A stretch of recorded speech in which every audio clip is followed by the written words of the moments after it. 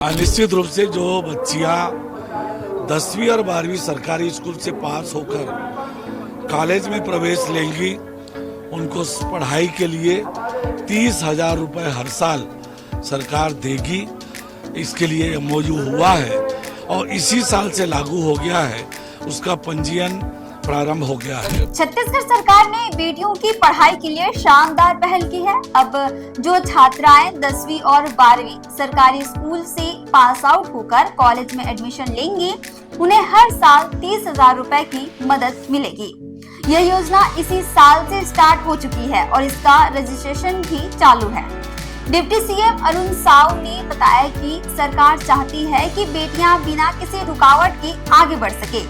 पहले से ही साइकिल योजना चल रही है, जिससे लड़कियों को स्कूल आने जाने में आसानी होती है। छत्तीसगढ़ से जुड़े और अपडेट्स के लिए आप देखते रहें वोयम छत्तीसगढ़।